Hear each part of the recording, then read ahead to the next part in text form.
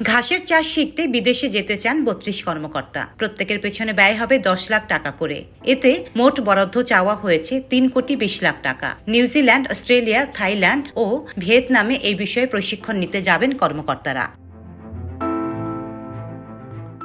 দেশে গবাদি পশুর জন্য পুষ্টিকর ঘাস উৎপাদনের জন্য প্রাণী পুষ্টির উন্নয়নে উন্নত জাতের ঘাসের চাষ সম্প্রসারণ ও লাক্সই প্রযুক্তি হস্তান্তর প্রকল্পের আওতায় এ অর্থ চাওয়া হয়েছে। প্রকল্পের মোট ব্যয় ১১৭,৪৯,০০,০০০ টাকা। প্রকল্পটির মেয়াদ বাড়ছে ১ বছর। বাড়তি সময়ের মধ্যে বিদেশ ভ্রমণে যেতে চান কর্মকর্তারা।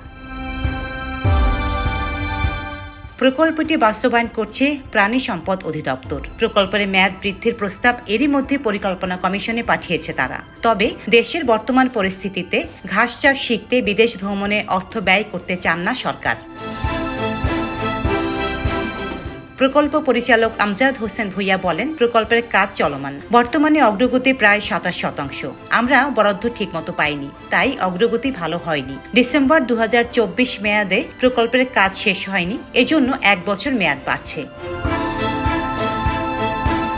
তিনি বলেন, এই প্রকল্পে ৩২ কর্মকর্তা উন্নত দেশে ভ্রমণ করবেন, যেখানে ঘাসের চাষ ভালো হয়। দেশগুলো নিউজিল্যান্ড হতে পারে, ভিয়েতনাম হতে পারে, আবার অন্য কোনো দেশও হতে পারে।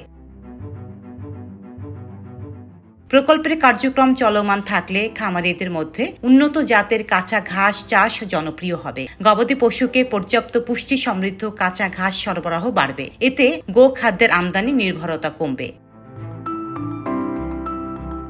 ডেস্ক রিপোর্ট, সাম্প্রতিক দেশকাল।